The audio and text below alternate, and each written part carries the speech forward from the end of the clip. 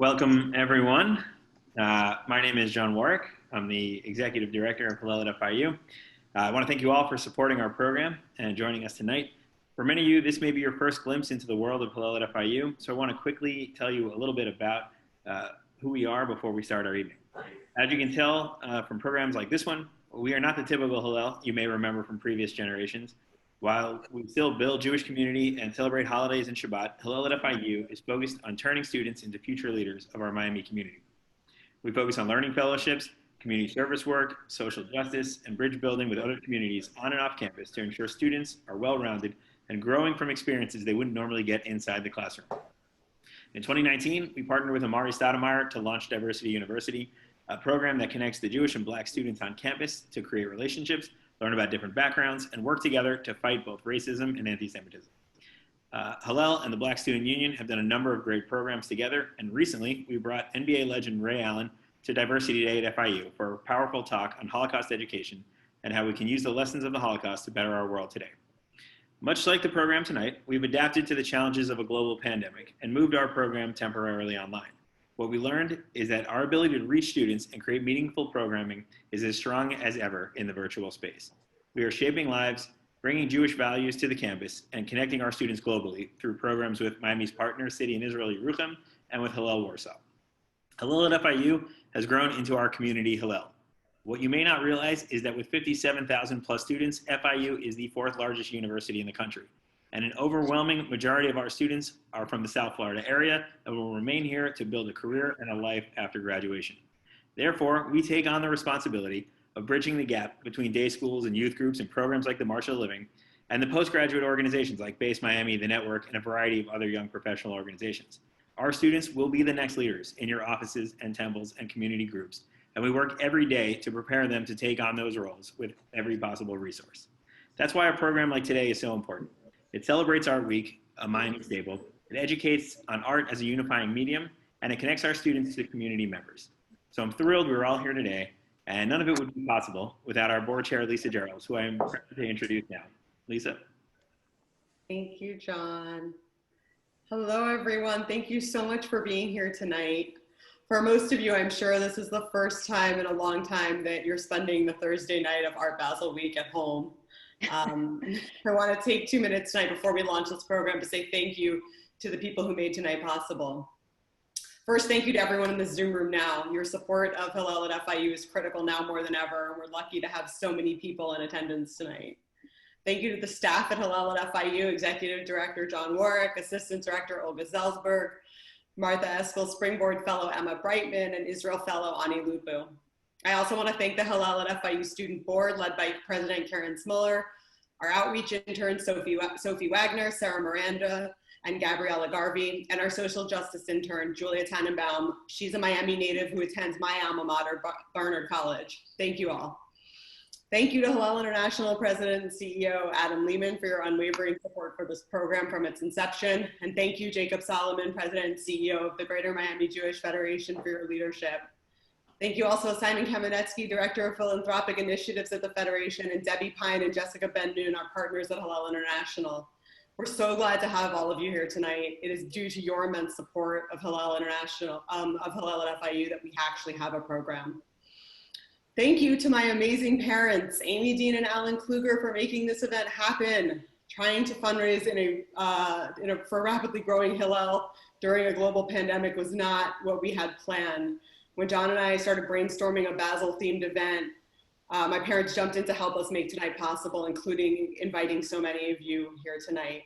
Thank you, Mom and Dad. You have always served as leaders in the Miami Jewish community, providing me with top-notch examples of what it means to serve your community. Thank you, Laura Raiffe, David Castillo, Xaviera Simmons, and Tschabalala Self for being here tonight. Thank you for your time, your energy, your willingness to share with this group. You're the talent, the reason why everyone logged on tonight. I'm gonna get out of the way in a moment and introduce my dear friend, Laura Raiffe. But one last thing before I do, Hillel at FIU derives the majority of its funding from people like you, community members passionate about creating future Jewish leaders in South Florida. If you have a good time here tonight, and you will, please tell someone about us. Tell someone about this amazing program. Follow us on social media to see more about the programs that we do, not just for the students, but for the university, for the community at large. And now I'm going to introduce you all to my dear friend, Laura Raiffe. She is an art professional, mom boss, and Miami native who always provides her clients with a blend of art historical and market savvy insights to guide them on the best path forward. Laura is the founder and CEO of Art Market Liaison, an art advisory firm specializing in selling works of art on the secondary market while providing a unique, strategic, and comprehensive solution for art collectors and their advisors. With notable auction and gallery positions, numerous public speaking engagements, and an active role in several community organizations, Laura truly understands the art world from multiple seats at the table, and now she can add moderator to her list. Laura, I'm going to turn it over to you. Thank you so much. Thank you, Lisa. It's so great to be here tonight. I want to welcome everyone, students, art lovers, renowned collectors, and Hillel at FIU fans. My name is Laura, and I'm tonight's moderator. So tonight we have a fabulous panel to explore unity through art. Gathering us all here tonight, we have established collectors and friends, Amy Dean and Alan Kluger, who have amassed an impressive collection of African-American art.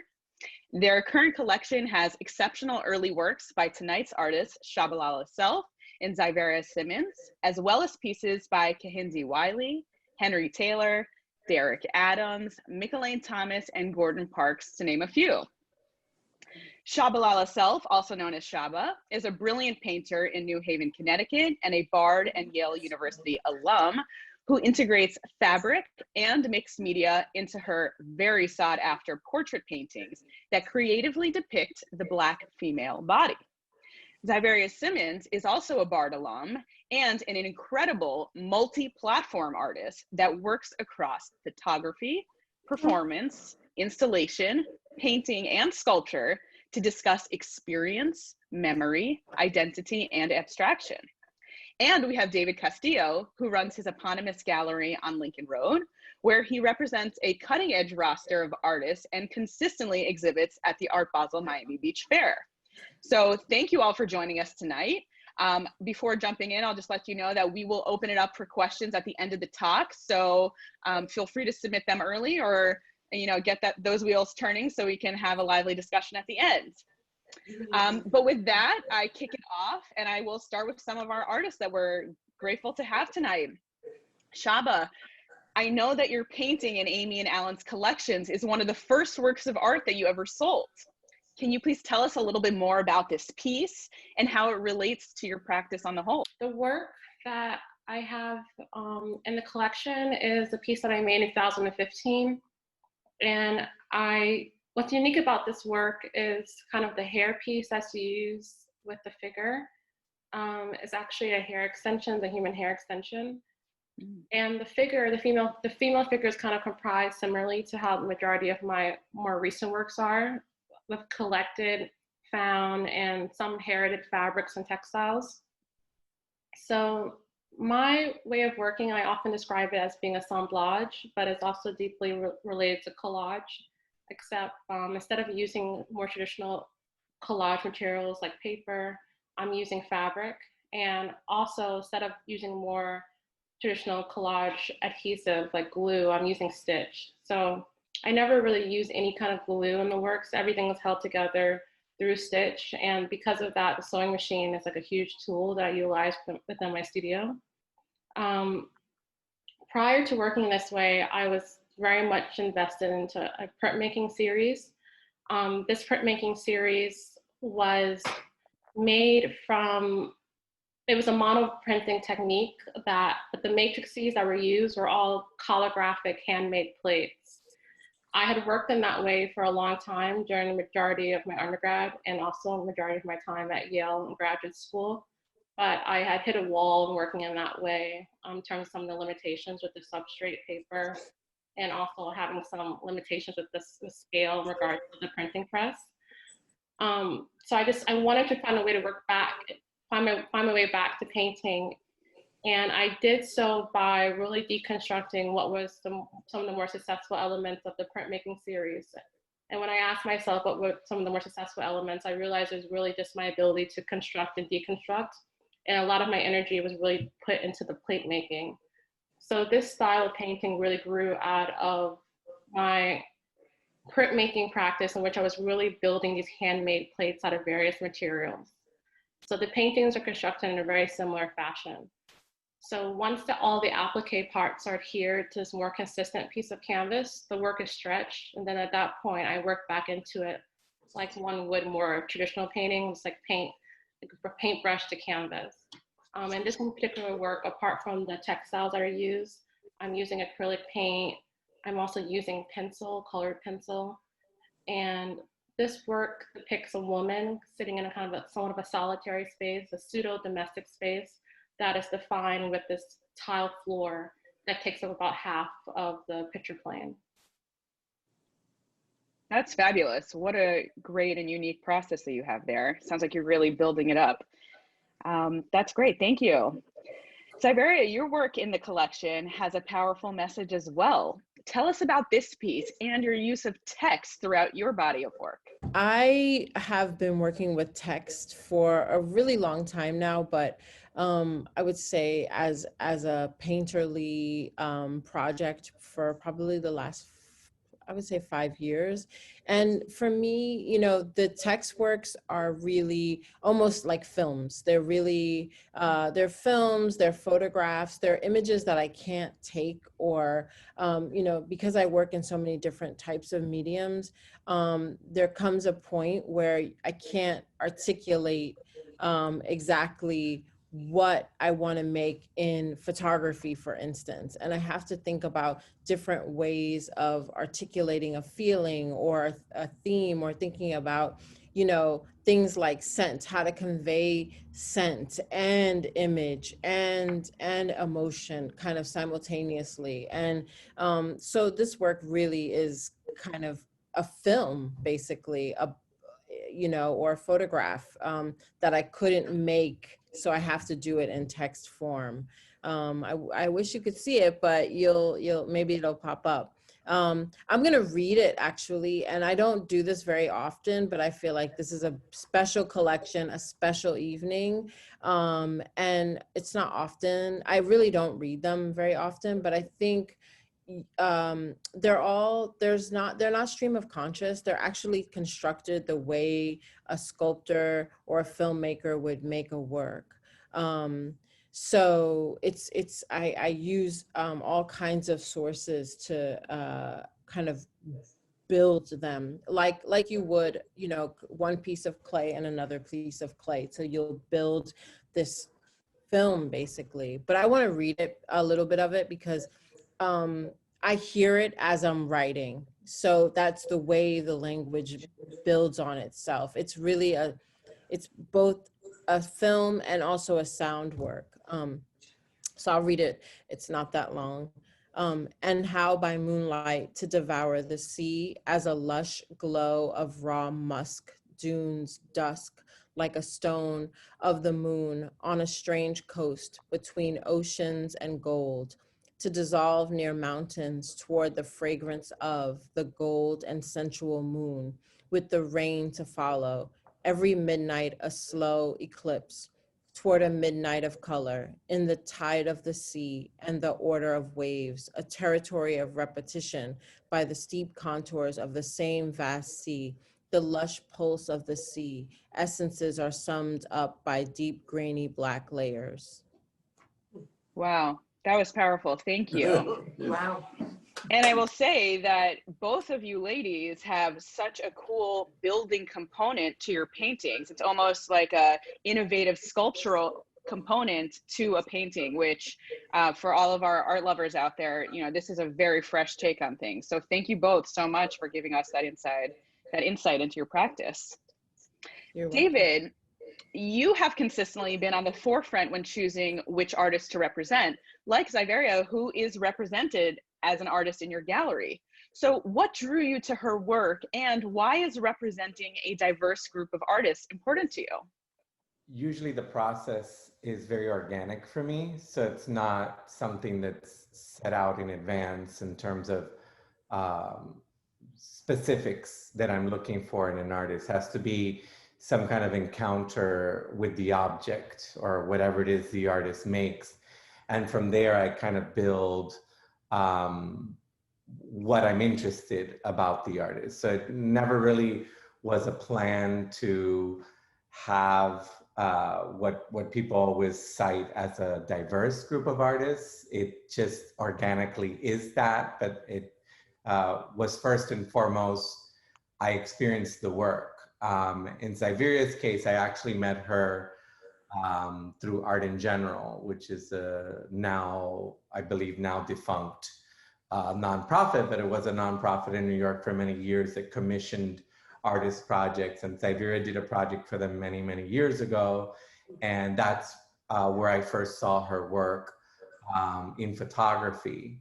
And so it's always that initial encounter with the object, that visual encounter, that leads me down other paths of investigation. So in her case, I saw that one body of work, I thought it was fascinating, and then had a studio visit and saw that her practice was in fact multi-layered, and I was drawn to every single aspect of her practice. And so that's how we connected. But it's very different in every instance. So in some cases, I might have seen a single painting by an artist and I've become very curious about the process and what the narrative might be.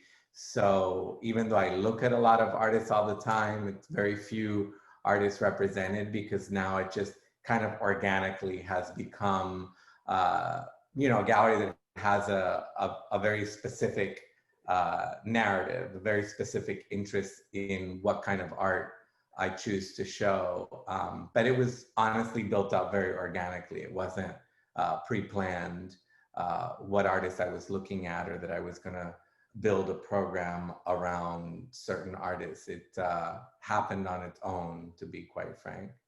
Well, that's great. That means it's a much more authentic approach, and that means that you probably have really great relationships with the artists that you're working with. So I do. Yes, great. I talk to David quite often, just to be insider, like for about every dogs, cats, gossip. Perfect. Well, you always need that. It's always good to have that inside scoop, right? Alan and Amy, you guys have amassed an impressive collection here, but this is not your first time doing so after years of collecting Latin American art as well as Judaica. Now that you're savvy art collectors with well-trained eyes, can you tell us some of the things that you look for in an artist or a piece of art? And following your answer, we're actually going to get a quick little video highlight of a few pieces from your collection at home. So audience, you're in for a treat. So Alan designated that I should respond to this. How did we get into this? I think actually we're innately hoarders, but that's another story. I think what draws me initially is, first of all, obviously the image. But I think what really gets me going, and I know that Alan joins me in that most of the time, is will it initiate a conversation? Does it make me think? What am I going to learn from this piece of art?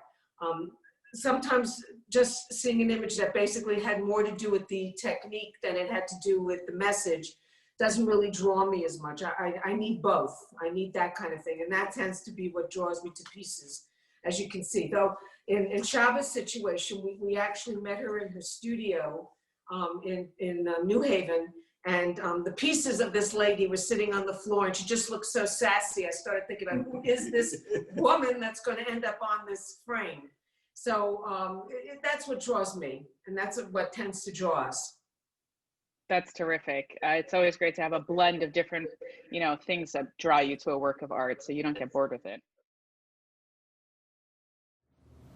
So what I like about art is whether it starts a conversation or makes me think about things. This is a piece by Derek Adams from his Floater series. And the first thing I think about when I look at this piece is this an integrated pool or a segregated pool? And how unfortunate we even have to have that discussion or think about that question. So this is Mickaleen Thomas, and I particularly enjoy this piece as a woman because I think that what she does in her art is challenge traditional concepts of what beauty means. And certainly within the African American community, that became a difficulty, but largely it's a problem for women generally. So I love this piece. I think that all these women are beautiful, and I think what she's saying is that's exactly the point. We are all beautiful. This is a piece by Kehinde Wiley, an American artist. The best way to understand Kehinde Wiley is he grew up in the Los Angeles area, and his mother really encouraged him to become an artist. And he was a very young boy. She took him to LACMA, the Los Angeles County Art Museum, and showed him all the Renaissance paintings and all the pictures of modern art. And she said, Kehinde, did you like this? He said, no, Mom, I didn't like this. I didn't know any of the people in the pictures. And this has influenced his art. Kehinde Wiley's art is known as narratives about men and women of color. He uses fabrics and he uses poses that reflect the Renaissance and his classic training at the San Francisco School of Art and getting his MFA at Yale University. And what he has done is that he talks about power. He talks about who has it, who used to have it, who should have it. He does the familiar and puts it in a way that makes you think about today and the issues he's presenting. Kehinde Wiley. Well, that was fun. Thank you for giving us inside, view of some of your other beautiful pieces in your home. We're really lucky to have that inside scoop here, as well as the two fabulous works behind you. Shaba, I know that you started to tell us a bit about your fabric and mixed media and how that's always been an important component to your work, which I find to be really beautiful and powerful. I know that your paintings also, with their mixed media component, look to create somewhat of a new rhetoric or a discussion around the female body, and particularly the Black female body. Can you tell us a little bit more about that? I feel like many students are always, or women in general, men in general, everyone's always thinking about their body. So tell us a little bit about that. Yeah, so the idea of having the figures be comprised of many parts, it's meant to kind of mimic my idea of how one's identity is formed in reality. So imagining that a person is a mixture of their own experiences, projections onto them, kind of these larger kind of tropes that exist that they either have to entertain or work or function within. So kind of out of this collage of things that are both real and imagined, one's identity is formed. And my figures are meant to be constructed in a very literal way to mimic this more, psychological, social, and emotional state in which people themselves exist. So I wanted to make the works, this in a formal way kind of carry a lot of the ideas that I'm trying to communicate just more generally within my practice. So that's why I decided to use lots of different materials to make the figures. The fabric, I decided to use fabric too, as opposed to other materials that could have been used, because I felt like the fabric already had this kind of embedded symbology. Like fabric, textiles, design, they already have a certain kind of place and purpose within the greater world. So it's already a certain amount of energy that's embedded into these objects. So I can borrow some of this, that's psychic energy, cultural energy that's already existed in these things and kind of maybe appropriate them in some instances, or use that energy towards different narratives. Apart from the fabric and textiles that are used in the works, canvas itself is also treated as a textile in the painting. So a lot of the material that is used is actually painted or dyed canvas. And using canvas in this way is a way, I wanted to do that to kind of have a different conversation about painting and what painting could be, and also to kind of conflate traditional painting with more craft-oriented ways of working. I felt like that was a way to kind of crack painting open and make it something that was less rooted in this more kind of Eurocentric history. And it was more aligned with modes of working that I was more familiar with in my own household, like quilt making, sewing, or this other kind of artwork that I saw in my own household that my mother would have up at home. That's fantastic. Again, a really fresh approach to this, cracking painting open. I mean, you're really creating a whole new dialogue, so that's terrific. You know, we're all here tonight, united in our love of art. So let's explore this connection a little bit further. I know that FIU has done an amazing job at enlightening and supporting all of their students. Xaviera, you primarily work um, across different mediums, but often exploring identity, something else that I know that all students explore as well. You mentioned to me once that you traveled to Poland and visited concentration camps, including Auschwitz, which definitely struck a personal chord with me. Can you share more about this journey with us and how it impacted your work? Sure. Well, first I want to say that, yeah, I believe that most all, because we all have identities. So, I think we all, in different ways explore identity, whether it be, a Richard Serra or, Shaba or me, we're all artists are like working through a lot of those themes, whether we, give it that title or not, or give it that language. So a little bit of background biography about me is that I spent 2 years on a walking pilgrimage retracing parts of the transatlantic slave trade. I grew up Buddhist, but I did go to Catholic school. So the, faith and religion is something that I've like engaged with deeply for a really long time. My mother is very like esoteric. So, I'm from New York City, right? So that means like you are around all sorts of different peoples all the time. In a way that you brush up against people. So for me, all religions, all faith-based traditions have always been fascinating to me.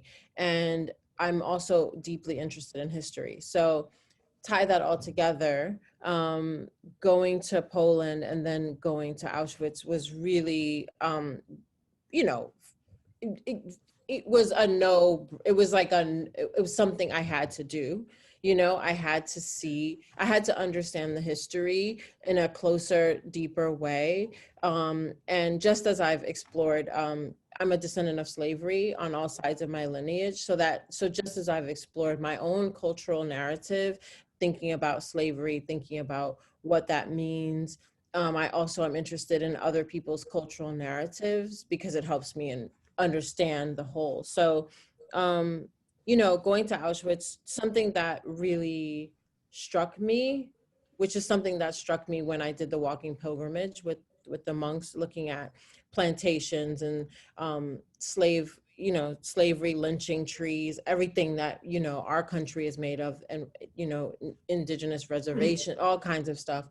But something that really ties things together for me, and something that has always played out in my work, is that when I went to Auschwitz, I actually was shocked that it was sunny. I've said this before. I just got It's chills it's hearing you say it's that. So it's true. difficult to imagine that there's this abundant beauty, and this is I mean, the United States is built off of 300 years of in almost 300 years of enslavement, right? Like 300 Right. years. We can't even fathom that the land was leveled by hand by enslaved peoples, that we walk on and benefit from. And I think of slavery plantations, and I'm like, this happened for 300 years in the sun, in the beauty, and the death, in all of the extremes. And the same when I went to Auschwitz, it was a really sunny day, and I was actually, because I knew it from like films, like and stories and narratives and history books. It really, it was concerning and troubling, and also very real to see it in that capacity, in color, on a sunny day, and realize the things that we do, the things that have happened to us in the most, under all kinds of conditions. So I've traveled to many sites where Jewish people have experienced horrors in this world, and I feel it in the same way that I feel the horrors that have happened here for both Indigenous people, of course, First Nations people, but obviously my own people who are all descendants of slavery. And so it's something that I'm constantly reconciling actually in my work, thinking about how this lush gorgeousness can also hold so much trauma and horror. So that's a little bit of, you know, thinking about that trip. That's incredible. You know, it's so hard to believe that such harshness can sometimes be presented in a beautiful context, right? With the sunshine. Unbelievable. Okay, so thank you for getting us on a deep level right there. And I'm glad that this art talk is, you know, definitely hitting on some powerful notes here. So thank you, ladies, for that. And gents, of course.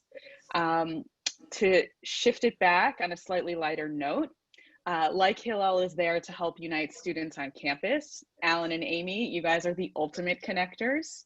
And, you know, I would even say that seems to be one of the themes that we're talking about, really that connectivity, that unity through art, right? So that we're really, we do have underlying connecting themes between all of us, good and bad. But Alan and Amy, how have your relationships impacted your art loving trajectory? And how do you think that art helps unite people? So art is the progenitor of messaging. And that's what Siberia just talked about, and that's what Csaba talked about. And artists and gallerists and collectors become messengers. And they're really at the forefront of messaging for 1,000 years. Start with Giotto to the present. It doesn't matter what the issue is. That's it. And as a result, we go around the world and we meet collectors and gallerists on every continent.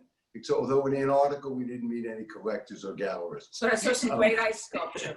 There you go. And so we see them, and that's messaging. And so it's developed friendships and lifelong relationships. And so to that extent, art has really been an enhancement of our life and our values. Fabulous.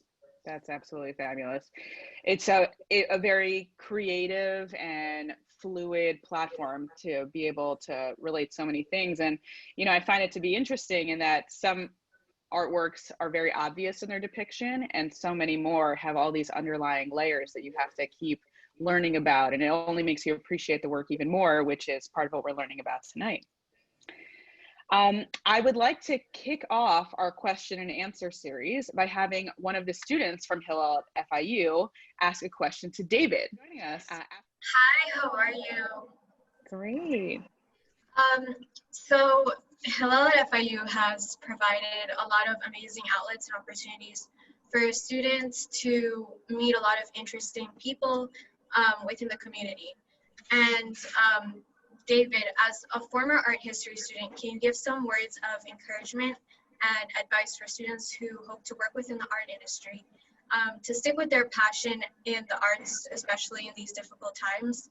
And also, if you have some insight into how to transform that passion into a thriving business. Thank you, Ruth. Well, great question.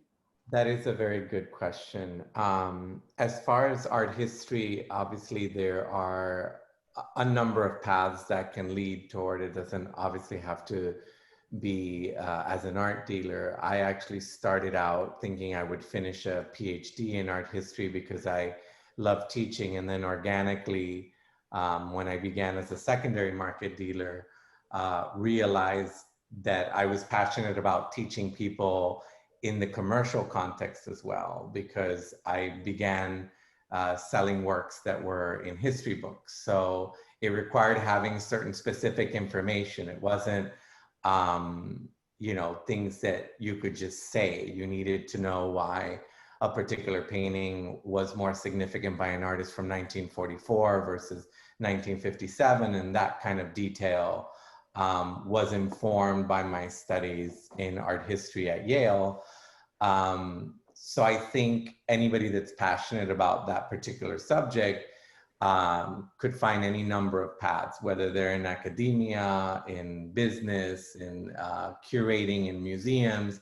It's just now I can see an endless number of possibilities. At the time that I was an undergrad at Yale, I didn't see it that way. I was very hesitant my sophomore year when I switched from pre-med to art history to kind of even have any clue what that meant. I thought certainly I would be teaching. I certainly did not know I had any acumen for selling anything. I had never done so. I had never, worked in any kind of business or sales. And that just kind of happened organically. But the real passion was really about the subject matter. So I think for students that are passionate about that particular material, there are just so many wonderful paths that it can lead down. Having worked in museums early on in my career, there's just so much you can explore as far as research and new ideas and collaborating with other curators.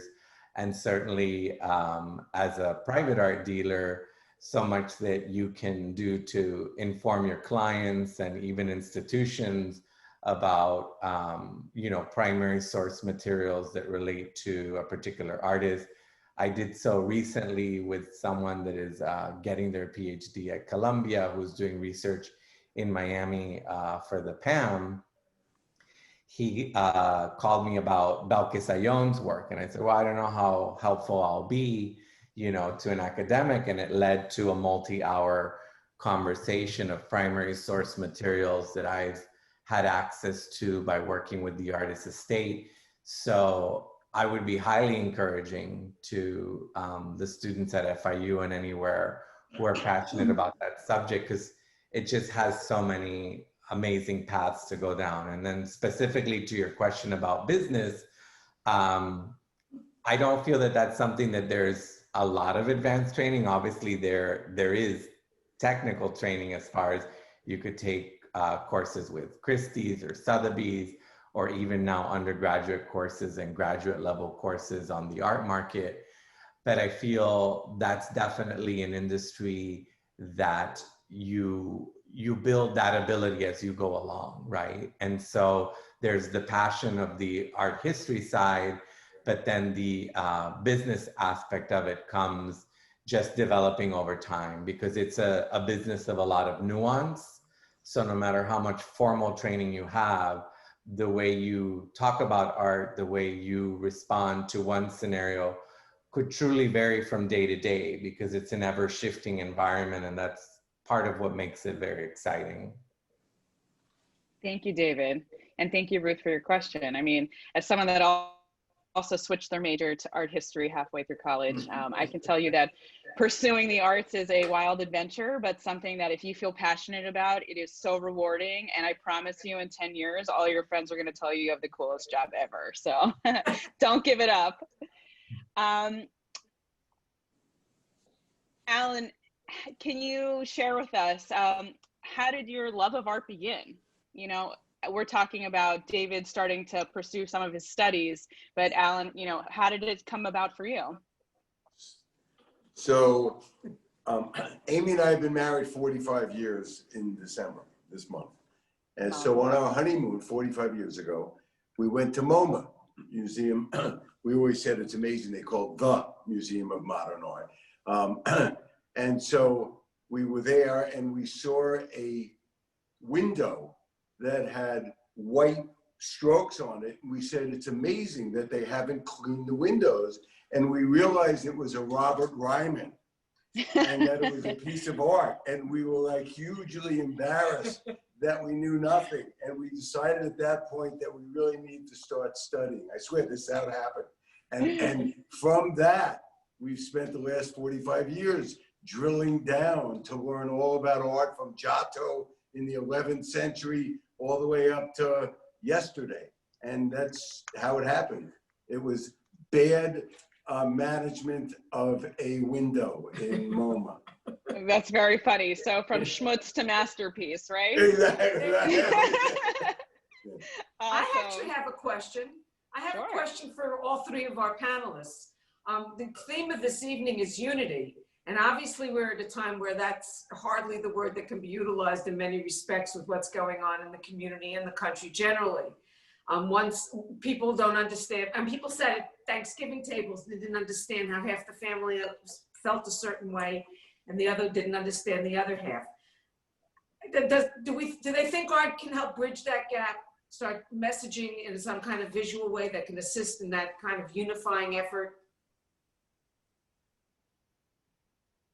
Who's going to be the brave one to answer this? I'm posing it to the panel. I'll go if no one else wants to go first. There you go, David. I definitely think art has a unifying aspect to it, because it's something that anyone can approach visually. And it's speaking from my own experience as a kid in Miami, you know, and having no thinking that that would inform other ideas in my own life. People can look at the same object and have very many different ideas, but the unifying factor is the object itself. You know, it's what brings people into the realm of conversation and sharing ideas. And obviously art has been used traditionally all over the world for purposes of diplomacy. So there's a reason for that, because we are very interested in what the creators of our time have to say visually. And so often somebody will encounter something in a museum context or another context where there's not more information than the artist's name or the title of the work. So all the wealth of information that the viewer comes to this object is their own.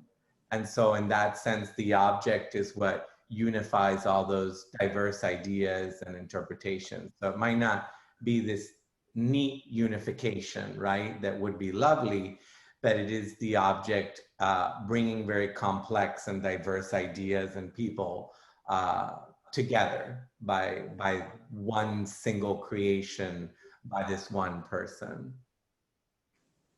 Absolutely. And it's like the ladies' works. And even though both of your practices are quite different, you both integrating these different voices, these different materials to build together to create one work of art. So similarly, it's these different thoughts that come together to create one united message, or hopefully some sort of united message. Thank you for that answer, David. I will say that several members on the call with us tonight have relatives or descendants of Holocaust survivors, and they found, Xaviera, your messaging to be really powerful. There was a question from the audience: have you ever created any works that portray through words or any other medium your experience from visiting Poland and the concentration camps? That's a great question. Actually, I did a show at Harvard at the Radcliffe Institute in, I think, 2017.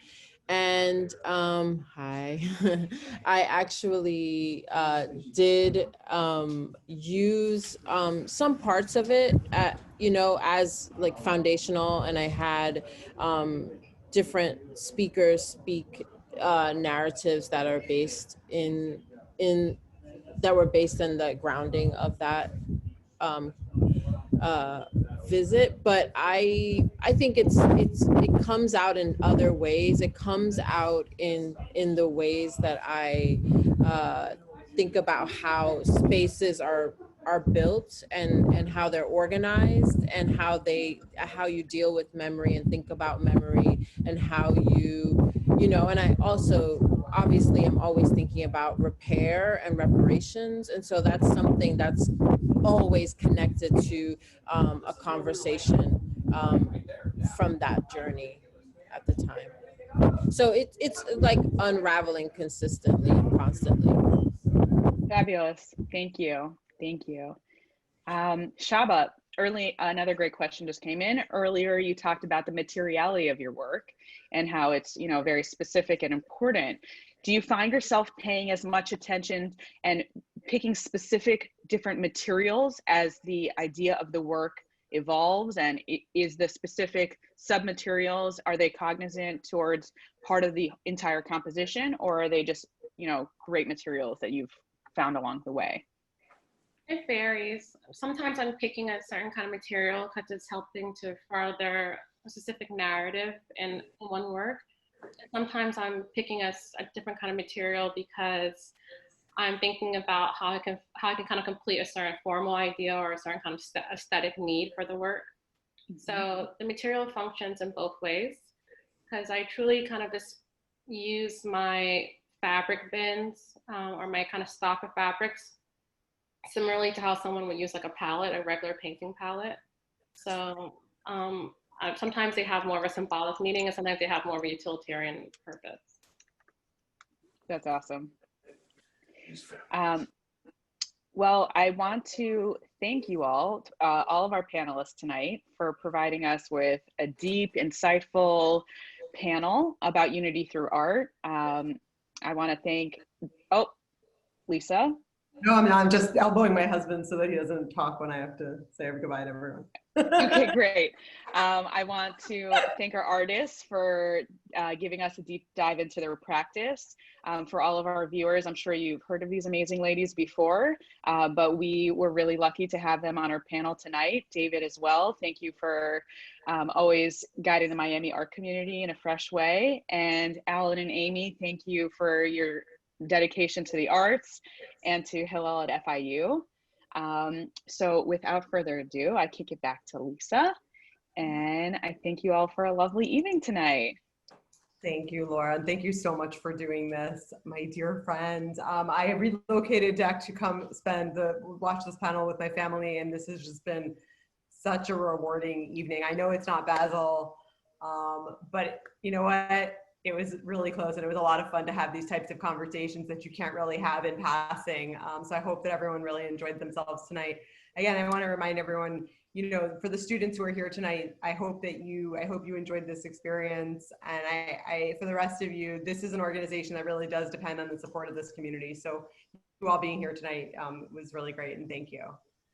One final question came in. Alan and Amy, do you always agree when you buy a work of art?